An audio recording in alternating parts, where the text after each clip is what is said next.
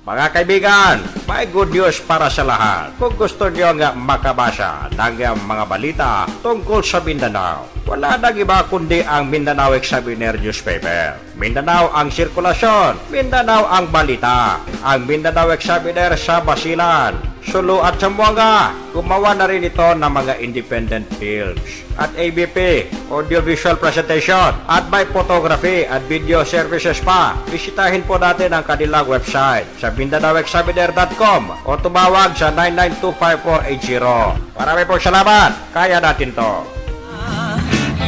Welcome sa Radyo Mindanao.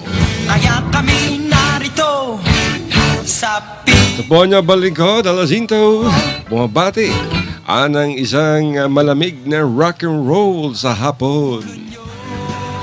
Hi, hello, howdy. Well, mga kaibigan, magandang hapon po, maayong hapon ka rin yung dalan. O niya na punta sa atang talamanon ng Radio Mindanao.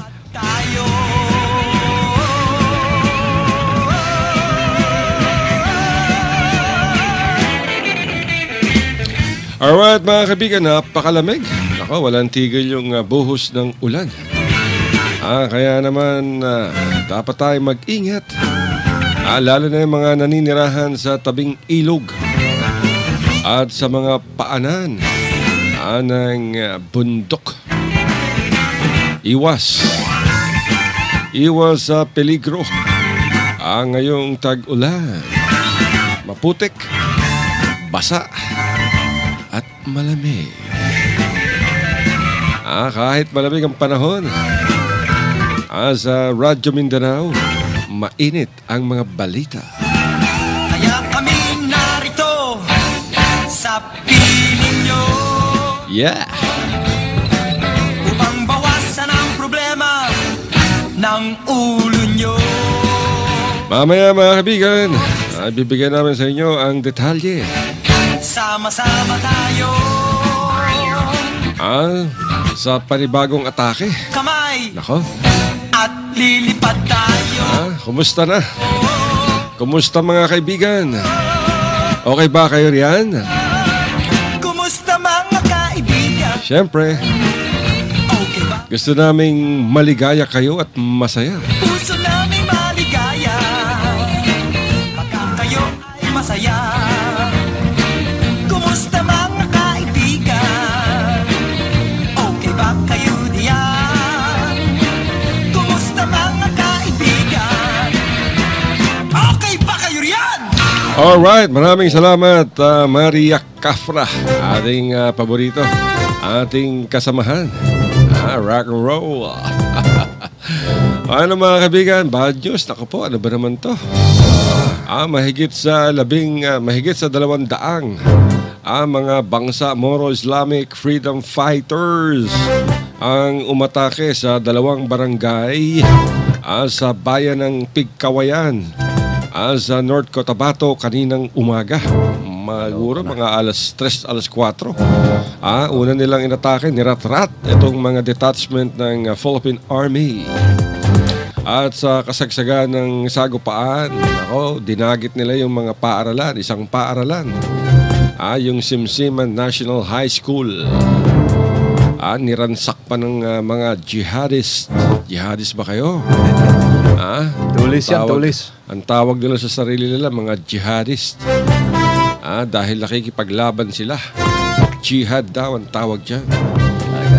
Sabi ni Commander Abdeldiza, tulis.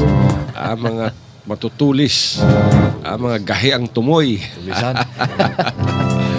Wala namang naiulat mga kaibigan na casualties sa ngayon dahil hindi pa malaman ng mga otoridad ang sitwasyon dahil magulo. Marami na ang mga pamilyang nagsilikas dyan sa naturang lugar. Sa takot na maipit sa labanan ng militar at ng BIFF o kaya ay mabihag ng mga rebelde o ng mga jihadist. At ayon sa ating mga nakuwang impormasyon ay 5 sibilyan ang hawak ngayon ng BIFF.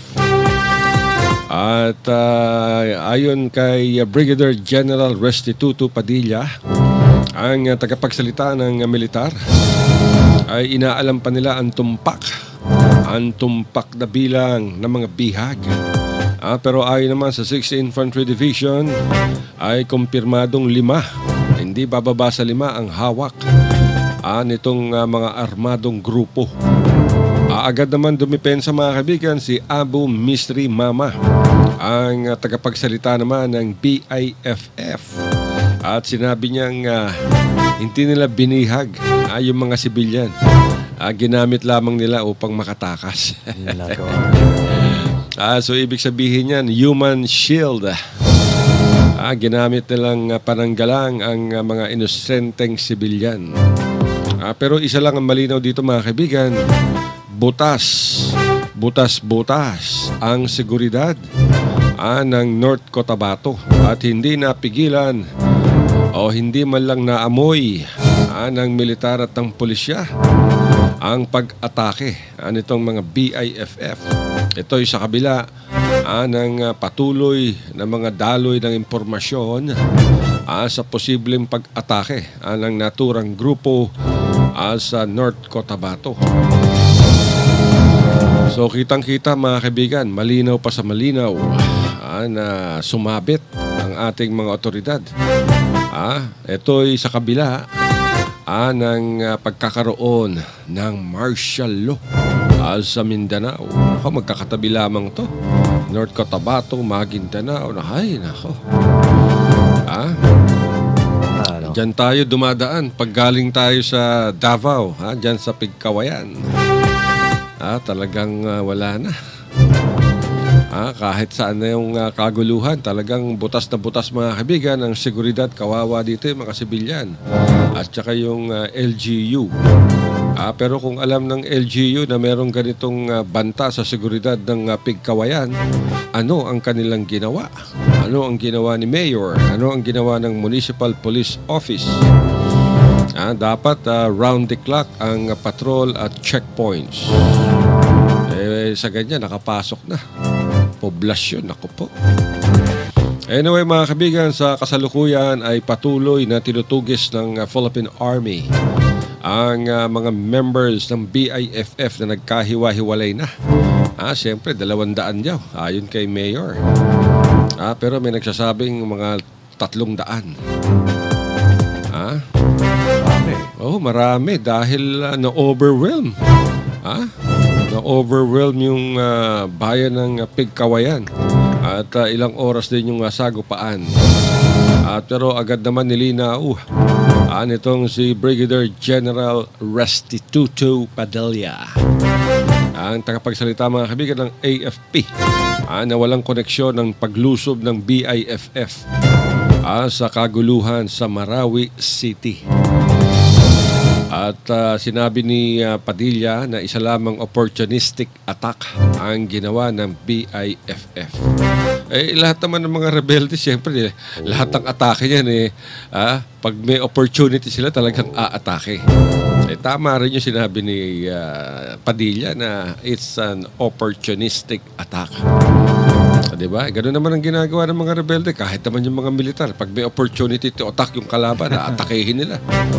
Pero hindi naman sinabi ni Padilla kung bakit hindi natunugan ng mga military commanders or ng army commanders at ng pulisya ang nasabing pag-atake. Alangan naman biglang pumasok yung dumaan sa highway. Wala man lang nakating timbre niya, wala nakatanggap. Nalaman lamang na umatake yan nung nagkukumahog yung security guard ng paaralan mga kaibigan at humingi ng saklolo sa mga soldado. Sigurado, magkasibagan na naman yan. Dapat lamang. Tulog-tulog. Ingat tayo mga kaibigan. Dahil, napakatindi ng problema ng Mindanao ngayon. Kita nyo, yung BIFF, imagine, 200 hanggang 300. Paano nakapag-march yung ganung kalaking grupo nang hindi man lang natutunugan ng mga battalion commanders yan? Nasa batalyon yan Baga sa nanonood sila lahat ng TV. Yung TV, nakapokus lahat dun sa Marawi. Tutulog pa sila. Oo, kasi madaling araw umatake. Ibig sabihin, tutulog. Alam niyo mga kaibigan, maswerte lamang. Dahil hindi sinunog ng mga rebelde yung mga kabahayan na kanilang dinaanan, yung mga establishments na kanilang dinaanan. Kung sinunog nila yun habang umaatake sila, may nakikipagbakbakan na grupo at meron naman sumusunog. O, di ba? Tapos may naman tumitira sa ibang lugar. Nako, mahirap yung ganyan. Dahil ang terorismo, madali eh. Kung ang utak mo talagang pumatay, nako, kahit wala kang baril, madali. Magsunog ka lang yan, an act of terrorism na. Kita niyo yung nangyari sa Resorts World Hotel Manila. Si Carlos, imagine, sinunog niya yung second floor, third floor, fifth floor, pati yung kotse. Di nagkaroon ng maitim na usok, di natrap yung mga civilian, patay, mahigit sa ilan, mahigit sa 30. Ano ang sinasabi natin? Kaya, nako, dapat lagi tayong maging vigilant at tumingin tayo sa ating kapaligiran. Ilak din niyo yung mga bahay ninyo. Ihanda ninyo yung mga, yung mga tirador ninyo tsaka mga sumpit. Ako meron akong martilyo dito sa bewang ko. Sabi sa akin dati kayong yan ang armas ko, martilyo. Sabi sa akin ng pulis, oy, mahita man ikaw. Bakit kami dalang martilyo? Nakasukbit sa bewang mo. Wala naman po masama magdala ng martilyo. Hindi naman to deadly weapon. Pero ako kamo Oo, nasa carpentry ako. Okay, sige. Yung martilyo ko sa bewang ko, may meron pang holster na dalawang alambre. Stanley pa yung tatak. Pag nagpasweldo sa akin yung Radyo Mindanao, bibili uli ako ng isa pang martilyo dito naman sa kaliwa. Kaliwat kanan, parang cowboy yan. Mga kaibigan. Hindi naman sa gano'n, naarmasan natin ang sarili natin, di ba? Dapat mag-armas tayo para sa sarili natin proteksyon. Ibig ko sabihin, yung mga baril ba? Huwag tayong magdadala ng baril. Ako, mahirap. Pag may nakaaway ka dyan, alam nyo, mga taong may baril, matapang. Dahil may baril sila. Kaya kita nyo, maraming balita sa mga television. Nagkakaroon ng problema sa trapiko. Di ba? Nagbabarilan, binabaril yung buti sana kung suntukan lang, sabunutan, sampalan, kurutan. Wala imagine, babarilin. Kaya yung baril, talaga tayo. Ayaw natin sa baril. Yung baril na yan, napakadelikado. Kailangan martilyo lang. O kaya sumpit, tirador. Yun. Yung sumpit, bala mo dyan, munggo. O kaya yung matampusa na sinasabi, yung, diba, yung halaman na nasa loob ng supot. Oo, sumpit. Ganun lang yun. O kaya magdala kayo ng aspili, pardible. Isaksak nyo sa mata ng masasama. Oo, ganun. Mahirap sa bahay namin, ilan ang aso ko? Siguro mga 7. Ang lalaki pa naman ng mga aso ko. Meron akong 2 askal. 2 pitbull. Isang Belgian na Malinois. At saka isang Doberman. Ang hirap kaya magpakain. 7 yung aso ko, mga kaibigan, sa bakuran. Dyan, bahay namin dyan sa Upper Calaria. Ang daming magdanakaw dyan. Kaya yung mga aso, meron na nakagat na. Pumasok sa compound namin dyan sa Upper Calaria, sa 38 Ivy. Mabuti na lamang at nagising yung kapitbahay namin. Nilalapa na pala ng pitbull yung magnanakaw. Nag-iiyak lang yung magnanakaw. Tumihingi, sorry. Hindi na po ako magnanakaw. Sige, umalis ka na. Bago ka. Di ba, mga kaibigan? Oo, mga kaigsunan. Kinahanglan nga magmatging ganda. Di ba? Kinibitang usahay kitong ganang panawagan na mayor dito sa Cagayan. Bato, asong dito nga kinahanglan daw linis-linisin na.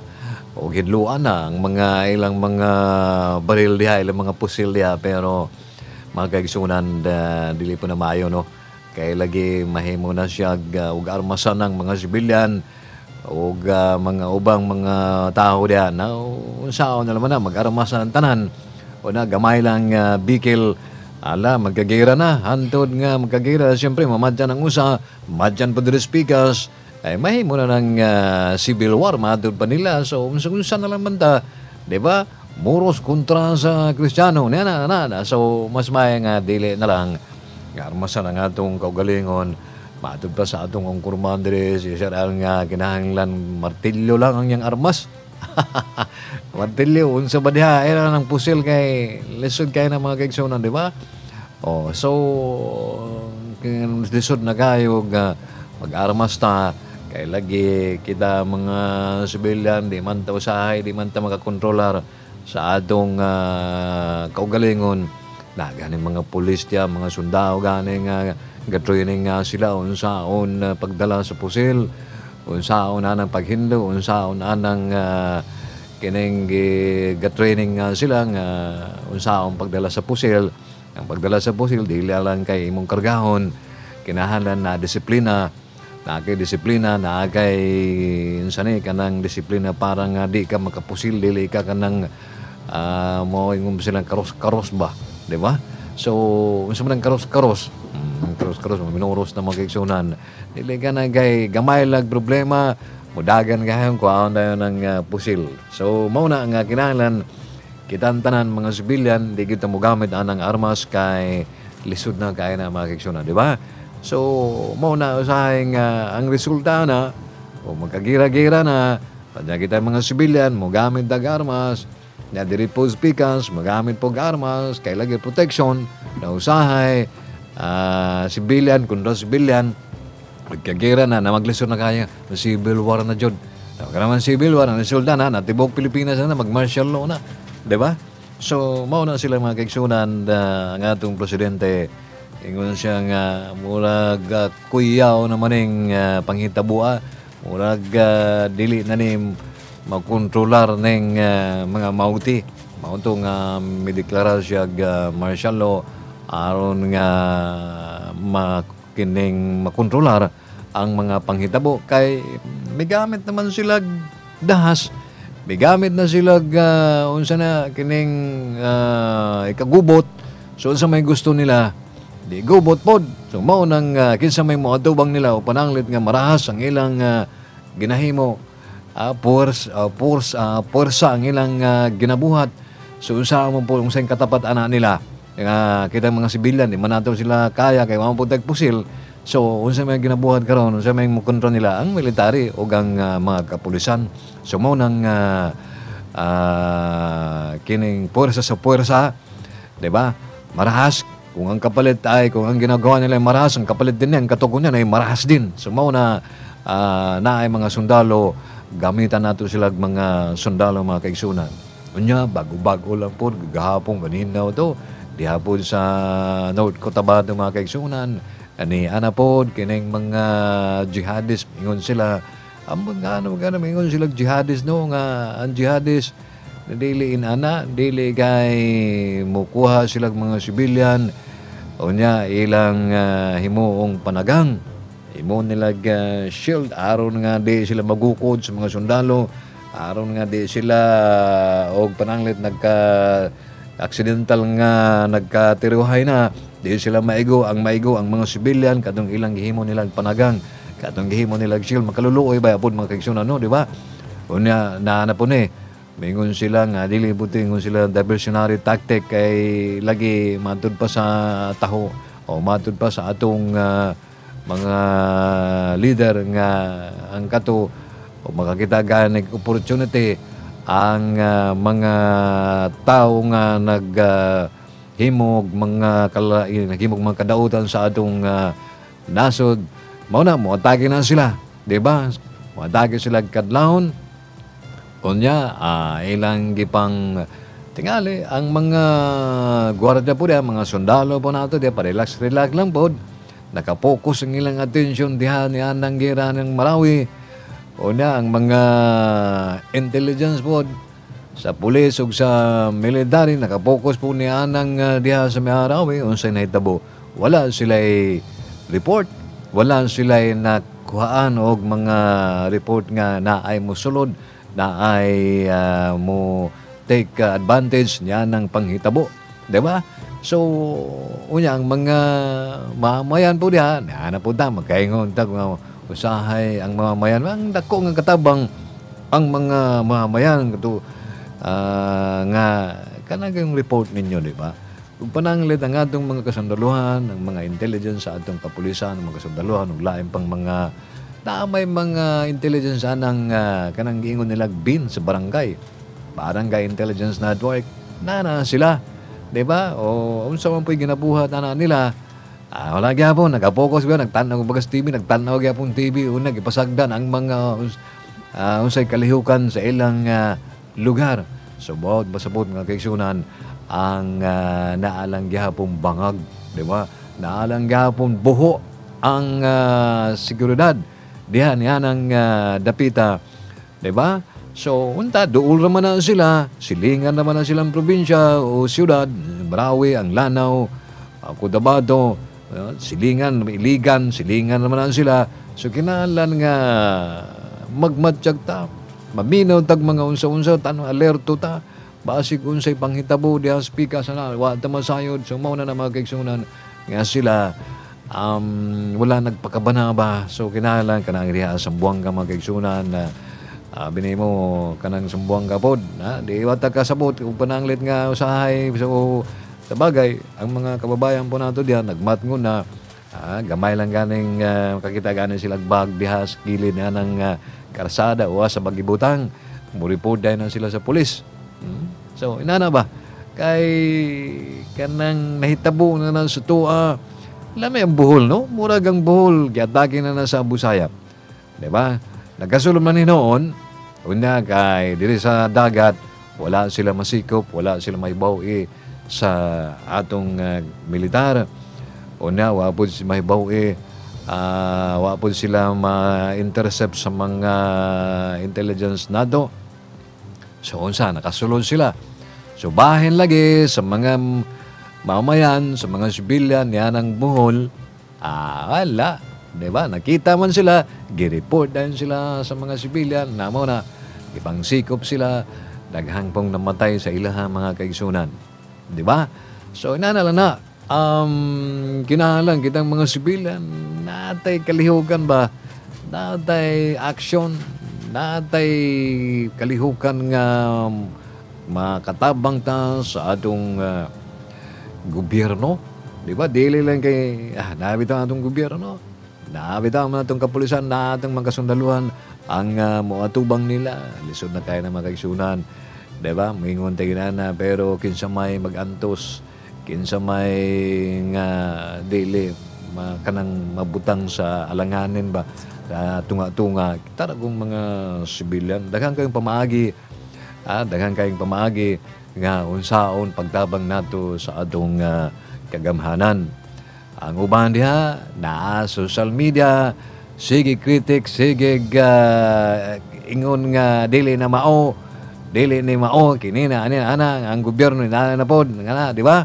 Bisag unsa lagi pagtabang nimo nalang gyapong mukontra daghang mga critics mga kaigsunan nga inani unya ang uban pod ugwag mga picture. Makita na lang nato sa Facebook nga ang uban gipangkulata sa mga kanabang nagpa-away sila. Di ba? Magpa-away sila mga kaigsunan. Unya, ang uban pod, muhatag kag mga contribution, muhatag kag mga donasyon. Daghan na po mo ingon. Ay, nganong ipalathala pa man na? Nganong pahibawon pa mga media? Ay, hindi na ito maintindihan mga kaigsunan. Diyan, pangutanon nimo sila. Kung mo nabuhat nimo, ganong sige magagyaw-yaw, ganong sige pusing-pusing niya ng mga diya sa imong cellphone, ganong panay man ang imong ang imong critic sa mga katauhan sa mga gobyerno. Makita nato sa atong mga Facebook mga kaigsunan, unsa may ginabuhat nimo? Wala. Lagi. Ingon sila nga ang uban mingon haram. Ang uban mingon mao na nga wala to nagkasinabot kay mangita tagpaagi nga aron di ta magkagulo-gulo, dili ka magkapuliki. Ang uban pod nanapod nga mangita po na sila pamagi nga magkapuliki po ta. Ay nako, unsa na hantod na anay mga fake news. Mas dungod ana mga fake news, hantod na una po na nga fake rice. Unsan man rin, pero walay katotohanan na nga naatay fake rice diri matod pa sa DTI kaigsunan. Lagi, kinilaging ingon sila nga sobrahan sa istorya ba? Nasobrahan sa istorya So mao na nga nakaingon tang lagi di na ang tao ng uban naabitaw sa demokrasya, naabitaw ta freedom nga mo express sa atong mga katungod, sa atong mga kuan unta unta pero atong hunaon ba ang kanang katungod na limitasyon ba, di ba? So mao lang na mga kaigsunan ang among suggestion ang among kuan diri ikasulti ninyo advice ba sa atong mga kuan tabangan na lang gyud nato ba ang kining kining atong gobyerno laban ni anang turismo, di ba? Naapay nang mga gamit po ang sa atong mga silingan, sa atong mga kababayan ginagamit po ang relihiyong Islam, di ba? Pastila murag ako raman murag maulaw man kunya ng mga ingon silang mga Mauti group, kanang mga jihadis sa padayang nindot ng ilang mga ngalan pero ginagamit sila og mga dili maayong kining pamaagi. Mga kaigsunan, basig wa mo katultol no, wa mo kaila unsay nagistorya ni magpa ila-ila sa ta. Mga kaibigan, may good news para sa lahat. Kung gusto nyo nga makabasa ng mga balita tungkol sa Mindanao, wala nang iba kundi ang Mindanao Examiner newspaper. Mindanao ang sirkulasyon, Mindanao ang balita. Ang Mindanao Examiner sa Basilan, Sulu at Zamboanga. Gumawa na rin ito ng mga independent films at ABP, audiovisual presentation at may photography at video services pa. Bisitahin po natin ang kanilang website sa MindanaoExaminer.com o tumawag sa 9925480. Marami pong salamat. Kaya natin to. RPN Radio Philippines Network. Radyo Ronda. Triple X Zamboanga. Member, kapisanan ng mga broadcaster ng Pilipinas. Bueno mga kaigsunan, ang taknang oras alas 2:30. Kamu lang gapon na minaw sa ating tulmanon ang Radyo Mindanao. Alright, ito ang inyong balinggo. Dalasinta pa rin mga kaibigan kasama si Abdul Aziz Diza. Si Abelardo. Dito pa rin kayo nakikinig sa Radyo Mindanao. Kalahating oras ng chismisan, nawahaka-haka, opinyon, walang katotohanan, kasinungalingan ang narinig nyo.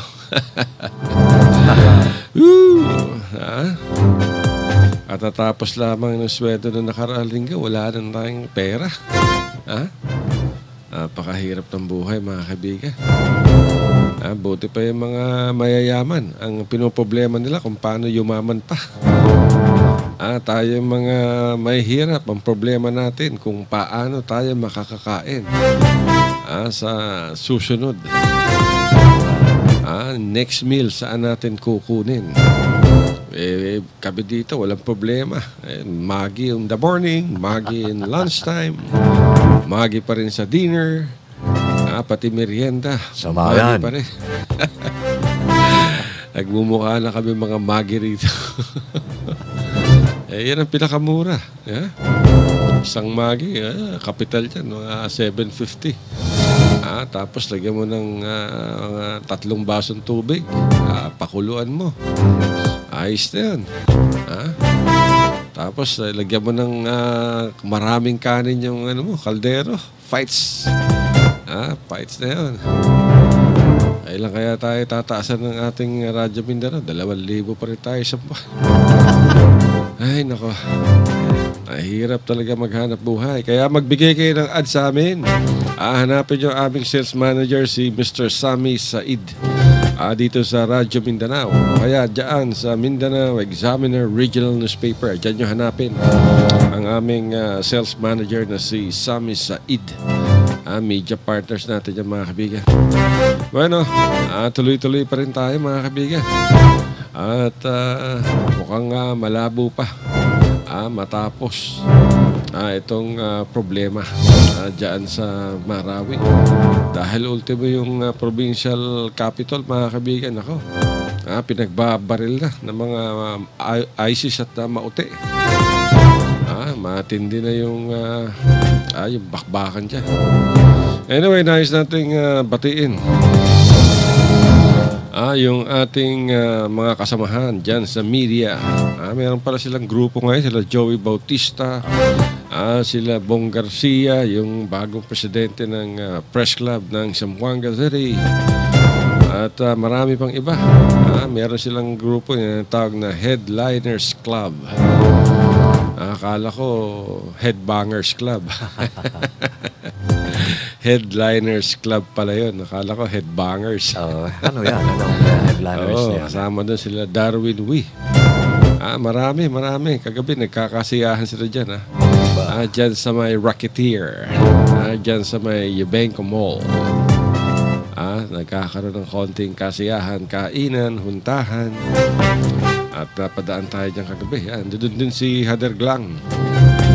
Yung Headbangers Club. Headbangers Club. Headliners Club. So, congratulations sa mga bagong members, mga kaibigan ng Zamboanga Press Club. Bago lamang yung eleksyon. At yung nakaraang presidente, si JV. Si JV maraming accomplishments at saka yung kanyang members of the board. Maraming accomplishment yung press club naging maganda, nagkaroon na ng additional construction dyan sa opisina. At ngayon ito naman si Bong Garcia ang nahirang na presidente. At yung 15 members of the board na nag-represent sa radio, television, and print ay nag-swear in sila dyan sa opisina nitong si Medalye, mga kaibigan.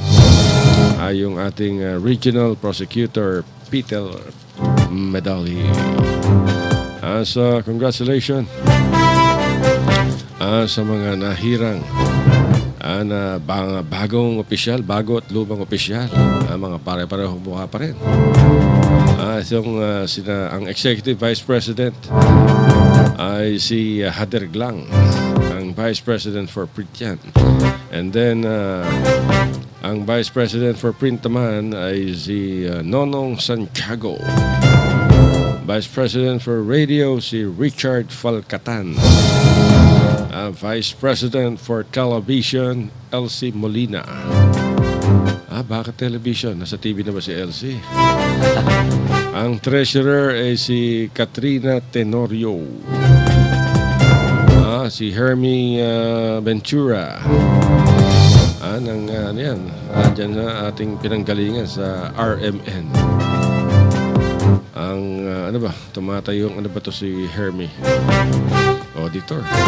And then ang secretary ay si Marilyn De Los Santos. Basta bombo. Radyo. Basta radyo. Bombo. Ang chairman of the board ay walang iba kundi ang napakagandang lalaki. Napakamacho. Kamukha siya ni Piolo Pascual pag naka-side view. Pag nakatalikod, kamukha ni Gerard Anderson. Pag nakaharap naman, si Roel Pareja pala yun. Andiyan din si Mark Tia, members ng board. Kagabi nandun si Mark Tia. Napakasipag nitong si Mark. Siyempre si Sai Cortez ng Brigada. Duro! Andun din si Jerry Amaga ng Radio Mindanao Network. Di ba? At si Kikay Dongcalio. Si Mirasol Montesa, wala kagabi. At siyempre ang tigasing photographer ni Benkley Mako, yung mayor ng Zamboanga. Ang batikang photojournalist or whatever, si Joey Bautista. Kasamahan natin yung dati. So, congratulations sa mga bagong halal. Yung sa RPN. RPN, hindi ko alam. Wala, hindi yata. Baka magkaroon din ng club, di ba? Yung sa kanila may Headbangers Club, Headliners Club. Sa RPN, alam ko na. Siyempre, dapat maging chairman dyan si Philip Abo, yung manager. Si manager. Ang pangalan ng club Maggie Noodle Club. Tapos ang vice chairman dyan si Karandang. Tapos marami sila. Oh, Tayo naman dito sa Radyo Mindanao, meron din tayong club. anong sa atin? Taghirap Club. Uy, tulungan nyo kami. Taghirap. Mag-advertise kayo sa amin. Taghirap Club. Taggutom at taghirap. Pero kahit taggutom at taghirap kami, tuloy-tuloy pa rin ang programa. At ang programang ito ay para sa inyo. Tinood na mga kaigsunan, di ba? So, kami, bisagin na nilang gihapon, ang among sweldo mga kaigsunan, gamay na kayo. Pero katrabaho lang gihapon kay among higugma, among gimahal, ang among trabaho. Matod pa sa akong kauban ng Amerikanong dito sa una, love your work. Di ba? Love your work na kinalan nga higugmao na itong trabaho. Kay diyan ang trabaho nga nakakaon ka bisag ginagmay lang in town, di ba? Sabagay kadto pang wala din trabaho, Allah to asa ta mangitag trabaho halos magluhod na ni anang nahimo natong amo kay lagi mangitag tag trabaho. Unya karon nagatrabaho na ta, lahi na po na atong kinaiya. Sige tag-absent, di ta mulihog, di ana sugo kinalan sugoon pa jud ta. Di ta mo yung atong gamiton ng atong utok, kinahanglan mo lang patag sugoon. Dili po na mga kaigsunan, di ba? Pasalamat ta nga nakatrabaho ta, di ba? So kami dire nakatrabaho mi, unya gamay pong hinabang ang pangayon diya sa inyo ha. Nga bisag pa-advertise mo po diri ba? Di ba? Ito si Abelardo, galing to sa sa E-Media. Solid.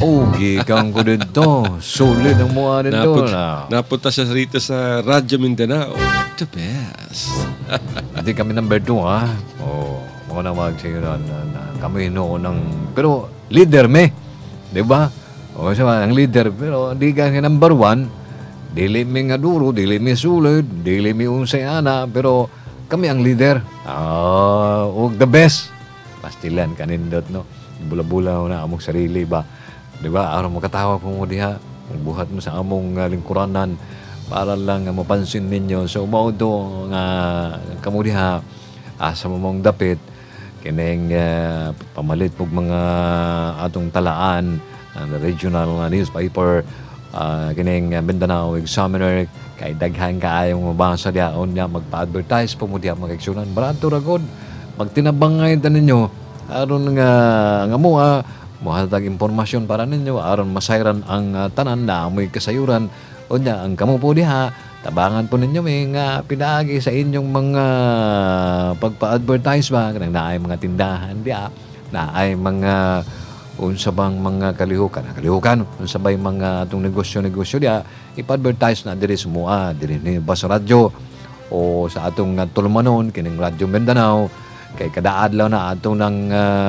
i-announce og sa atong talaan kining Mindanao Examiner. Barato lang og tawag lang mo sa o pag-visit mo diri sumua ni anang among opisina ni anang Mindanao Examiner or tawag mo diri sumua sa among radyo kining atong programa aron nga magkasinabot ta, di ba?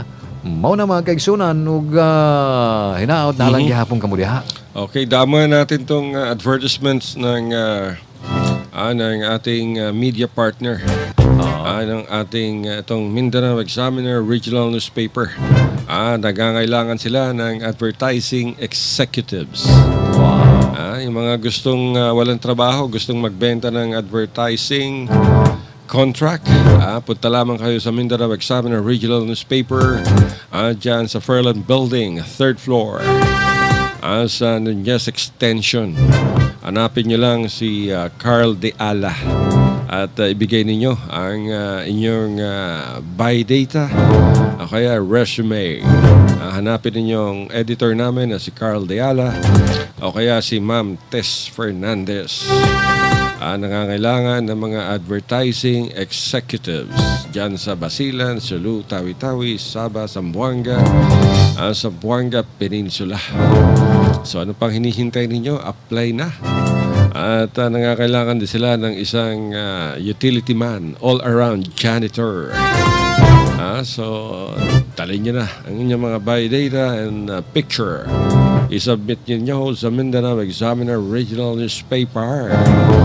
Hanapin niyo lamang si Editor Carl Diala o kaya si Ma'am Tess Fernandez ng Human Resource Department.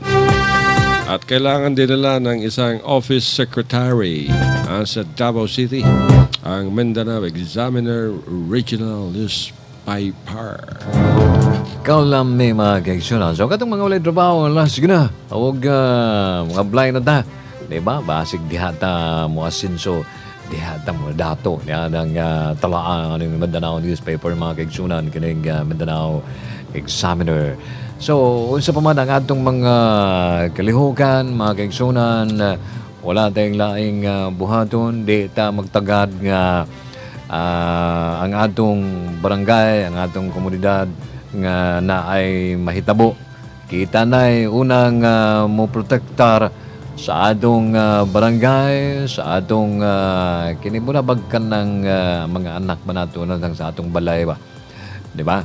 Kinahanglan sa dili pa mag-ulan, kinahanglan magpandong na ta. Naatay mga tambal, ginabutang sa atong mga kabinet na kay aron panangga sa mga sakit o ugali mang naay kalinturahon sa atong mga anak, sa atong mga pamilya. Di itadayo, naday tayo makuha ba? Naday mainom sa mga atong pamilyang masakiton, mga kaiksyonan. Dili kay panangin, manghitabo ang gabi diba? So, unsa mang pagpalit ng gabi kay layo man, nasarado na po ang mga butika. So, wala na yung taon nga makainom og tambal o kinahanglan sa dili pa moabot ang unsa-unsang panghitabo. Kinahanglan nga kita ang tanan preparar na ta, diba? Preparar na ta kay lisod na gayo ang mahitabo na. Kung naanad yung mahitabo, unsa na lang maatong buhaton di mudaga na pod, mulayas na pod, ato na pong biyaan ang atong mga unsa ni, ang atong mga pananom, ang atong mga bahandi. Kung naamaw galing bahandi, mabiyaan na natin ang unsa-unsang mga atong gimahal diha sa atong yuta. Naatay mga balay nga maayo. Sa ginalang itong balay nga buslot-buslot. Nga dili pa doon sa tuwa ang yuta. Pero magyapon, ang sila unsa ni, di gyapon sila malipay kay wala naman doon sila barong-barong mga kaigsunan. So, ang atuwa, sa dili pa mabot ang kalamidad, ang problema sa atong barangay, kinahanglan na anatay panagang. Diba? Ganang mga mauti diha, mga rebelde diha, mudakop na sila mga sibilyan, ihimo nila panagang. Kita kung saan man atong himoon nga panagang, kinahanglan nga alerto ta, kinahanglan nga dili pa maabot ang kanang ingon sila nga mga demonyo, kanang mga salot sa atong lipunan, natay daang panagang. Kung saan atong panagang diyan, naatay kasayuran, naatay alerto ta, naatay kalihugan, naatay advokasya, di ba? Naatay advokasya, mga kaigsoon. Sa mga advokasya ngayon sila na atong sayran na kay kita mangita patag sa mga sampu natin mga advokasya, Sir Al, di ba? Sa mga advokasya. Advokasya. Walay kwarta. Walay trabaho. Nga ay trabaho, nga ay gamay kwarta. Anyway, mga kaibigan, sa ating pangwakas, ay daamuhan natin tong balita. At kinukumbisi kayo ni Pangulong Rodrigo Duterte ang mga mambabatas upang suportahan ang peace process sa Moro Islamic Liberation Front. At gayon din, mga kaibigan, sa Moro National Liberation Front upang maiwasan ang pinangangambahang civil war sa Mindanao. Ito ay sinabi ni Pangulong Duterte. Sinabi niya kumbinsido siya na kailangan bilisan ang peace talks at o kaya ang peace process dito sa dalawang grupo. Dahil posibleng magkaroon ng civil war, mga kaibigan, kung hindi na naman may papasa ang BBL, Bangsamoro Basic Law. Sinabi pa ni Pangulong Duterte na pag hindi agad natapos ang Maute Terror Group o kaya ISIS crisis dyan sa Marawi City, posibleng magkaroon ng spillover sa ibang bahagi ng Mindanao. Lalo na sa Zamboanga City, Sulu at Basilan. at kumakalat na umano itong ISIS ideology sa mga iba't ibang rebelling grupo. Ayon pa kay Pangulong Duterte, lalong nagkakaroon ng problema kapag mag-armas na rin ang mga Kristiyano upang ipagtanggol ang kanilang mga sarili laban sa mga Moro fighters na makukuha ng ISIS. Ito yung sinasabi natin, magdala kayo ng martilyo, aspili, kaya pardible, sumpit, yan, tirador. Delikado raw ang mangyayaring civil war. Lalo pat mas marami ang mga Kristiyano sa Mindanao at maraming mayayaman sa kanila ang may malalakas na armas. Sabi pa ni Pangulong Duterte, kaya ang pag-asa natin dyan ay mapabilis ang peace talks. Tapos sasabihin ko kay Murad Ibrahim sa MILF, kayo na, bahala dyan. Total, kung yan ang gusto ninyong lugar, Central Mindanao, Lanao, Cotabato, Sultan Kudarat, yan ang sa inyo. Huwag lang tayong mag-away. Kasabay din ito mga kaibigan, ang pagbubukas o posibleng pagbubukas ni Pangulong Duterte sa pakikipag-usap sa BIFF. Nako, kanina lamang umatake. Kaya siguro umatake yung BIFF sa North Cotabato. Dahil narinig nila yung sinabi kahapon nitong si Pangulong Duterte na handa siyang makipag-usap sa BIFF upang matapos lamang ang kaguluhan.